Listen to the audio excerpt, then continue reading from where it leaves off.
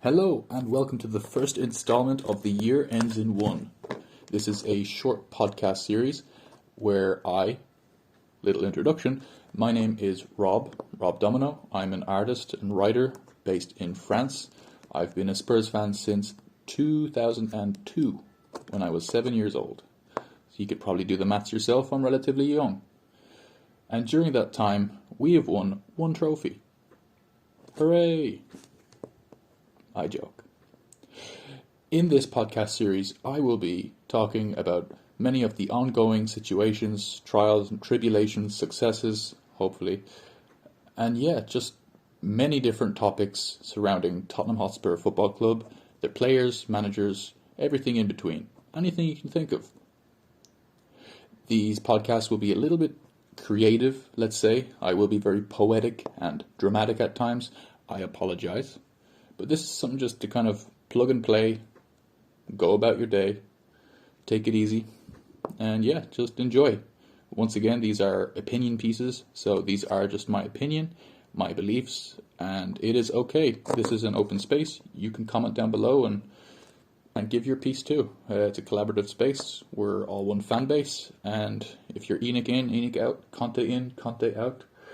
If you're Tottenham in or Tottenham out, it's all the same to me. So, the name of this episode is Tottenham Hotspur and the Underdog's Curse.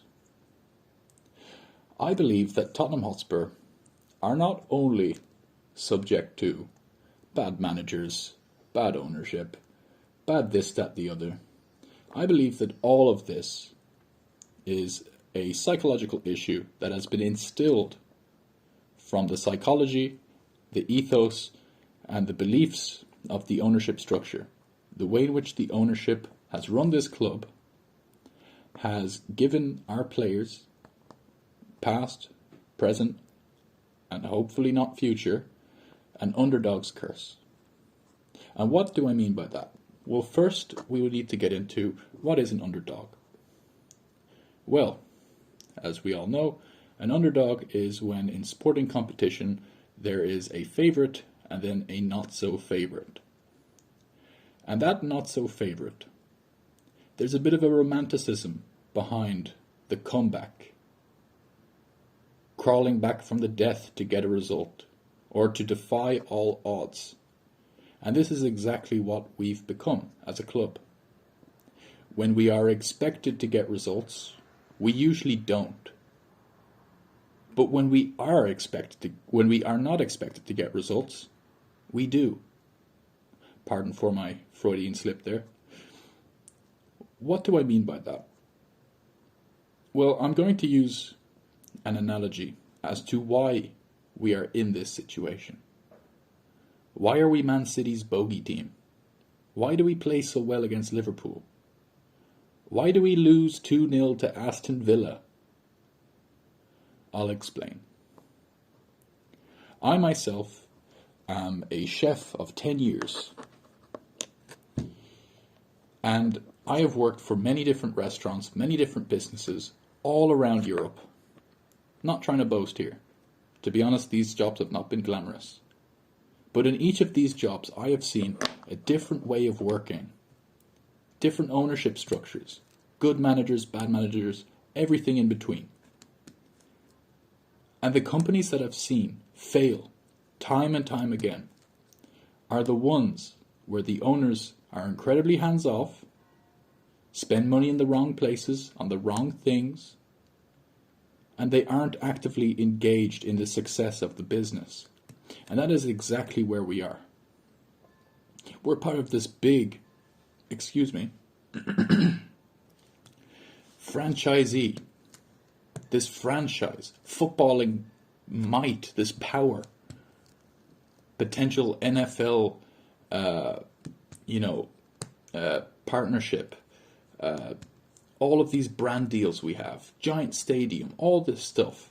But is this really investment on the pitch? I don't think so. So to bring it back to the restaurant analogy, we have a few staff members, players such as Harry Kane, Heung-min Son, Hugo Lloris. In the past we had Jan Vertonghen, Toby Alderweireld, and even Christian Eriksen, who were carrying this team.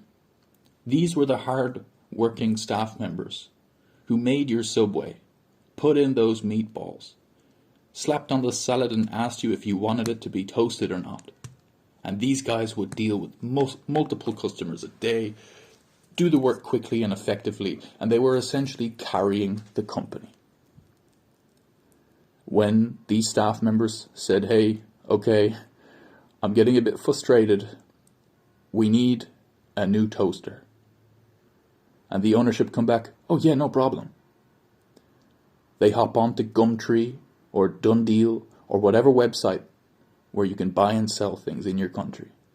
And they buy the cheapest thing they possibly can, hoping it will defy all expectation and just be an absolute Rolls Royce of a toaster bought for £5, euros, or whatever currency you use in your country. This didn't work well. The staff come back and say, hey, we're kind of doing all the brunt work still. This toaster's not doing so great. We need more staff. And then the ownership go, okay, don't worry. I'll take care of this. And they bring in high school graduates, people just out of school, never worked in a restaurant before. Here's a few bodies. And again, these players still carry the load. And this is where the ethos and the belief system gets instilled in the players. We become an almost club because we're almost backed. And that's upsetting because we keep these star players around. How many times have we heard the expression, soft underbelly? Or, it's only Tottenham, lads. Too often, to say the least. And these are before the term Spursy came around. This instills a psychology of almost, a psychology of, well, if we're going to get a result, we're going to have to pull something out of the bag. And then in these very difficult games, where there's no expectation on your shoulders, the individual skill and brilliance of each player comes out. Sometimes a few individuals on the pitch take it upon themselves to do that brunt work and play out of their skin. Lucas Moura, the Ajax final. Should I say more? 3 goals in a Champions League semi-final. A game where our backs were against the wall and we were not expected to win that. I should have ended up in the hospital that night because my heart rate went through the absolute roof. My neighbours' eardrums were probably burst. There should have been multiple ambulances on the street. And we love a great comeback. We beat the biggest teams. We're Man City's bogey team. Do I need to say that again? But our runs don't last. You can't just do things under the radar, according to the media. Our success has always been under the radar. Tottenham are dark horses for the title, dark horses for top 4. But the second we're expected to do something, that's when the true gap in quality shows. The reliance on only a few. A football team is a collaborative process. It's a place where responsibility is shared, not unevenly distributed, and the scales weigh heavily upon a few people's shoulders. Harry Kane. Yes, I said that with a C, not a H. Harry Kane. This is where things get very interesting. When we look at our League Cup and FA Cup knockouts, teams such as Middlesbrough, Everton, Norwich and Crystal Palace, these are all games that we were expected to win. We were knocked out. Nottingham Forest in the EFL, Colchester. We're supposed to be Tottenham Hotspur. But I guess it's only Tottenham, lads. Managers come and go and feel defeated because they themselves have so much responsibility but not much autonomy. The ownership structure sets a philosophy and ethos that trickles down. Just like that very popular term, trickle-down economics. It doesn't work. And this doesn't either. It's why we get such exciting football at times. Because we have a few star staff members, a few star staff players. But instead, in competitions like the Champions League, we seem to do well until we're the favourite or top of the group. We have comebacks time and time again. And this is where an interesting topic needs to be raised. I, for one, believe that we need to invest in sports psychology. Not only just players, but sports psychologists. Because if we look under our time with Poch, Poch gave these players the belief. Poch made some of the most delicious dishes with very little ingredients to work with. And that's the idea of a project manager. But the project manager concept requires investment also. It's not just a free pass for ownership. To bring in a manager who's going to get the best out of those college graduates, the people brought in and paid minimum wage. We need to invest in sports psychologists because if we look at the curious case of Heung-min Son, a player who had the best season of his life last year, winning the Golden Boot along with Mo Salah, playing out of his skin. In the eyes of the media, Heung-min Son has always been behind the shadow of Harry Kane, our other star member of staff. And he stood out, he stepped out from the shadow and became our talisman. And as with everything, as monumental as that responsibility, it will lead many men to crumble. Son is no different to you or I. That responsibility and expectation to overperform week in, week out has taken its toll. Son is still the same person. He hasn't changed body. He still has the technical skill and know-how to succeed in this league, which he is very experienced in. But that responsibility has crushed him, and almost to his own detriment. He tries so hard. And that almost makes things look a hell of a lot worse. When someone tries so hard to succeed and just isn't getting anything his way. Tottenham Hotspur and the Underdog's curse. And that's not to say that this is just a curse and it's something we can fix. This is something that requires a systemic change in ownership, in structure, in the psychology of how you treat a club. Pochettino raised these concerns. And what did the ownership do when he mentioned about the house, the nice, beautiful house, but having no nice furniture to put in it? He got the sack. Because that in itself is a defiant act against the ownership structure, who were so heavily invested in their game plan. That's awful.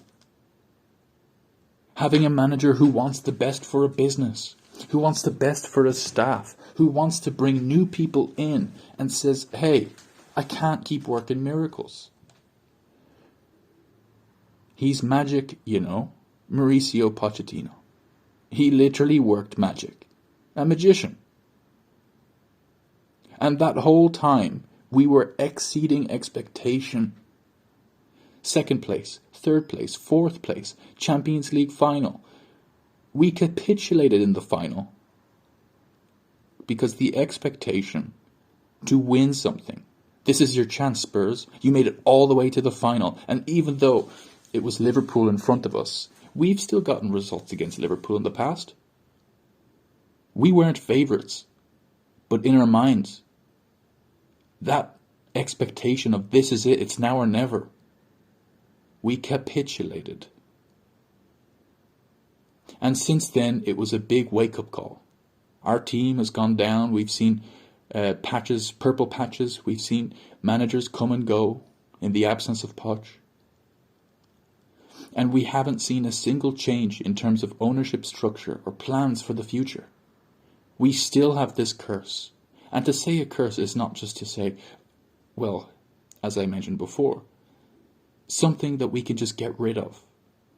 Oh, it's just a curse. No, I'm saying that it's more of a psychological issue. And losing a father-type figure like Pochettino, when I say father-type figure, I mean for the players, not for us. Maybe for some of us. But this is a big issue. We don't get results when we are expected. But we seem to defy all logic when the odds are against us. Tottenham Hotspur and the Underdog's curse. Nothing will change unless the owners do and set the correct philosophy and business practices to succeed on the pitch, fill out the squad, get a incredibly talented team together. Don't just expect the unexpected. Don't just expect us to overperform with the very little tools that we've been given. And that's not to say, woe be me. Our club isn't some rich oil club that deserves to make millions and millions and just to pump it into the squad. No. It's about where we spend that money, not to buy that cheap toaster. We need change at our club, and we need to rid ourselves of this term that we call Spursy, but for us, I would call it poetically, the Underdog's curse. So, I hope you enjoyed this short poetic piece. I might have been a bit cyclical in how I read it. As I mentioned before at the beginning, this is a collaborative space where each and every one of you can comment down below what you feel about everything I've mentioned. If you're for or against my idea of investing in sports psychologists, sports scientists, there's definitely something psychologically wrong with our team. And maybe you think everything's fine, everything's dandy. Who knows? But I hope you enjoyed this short podcast. And take care. Come on, you Spurs.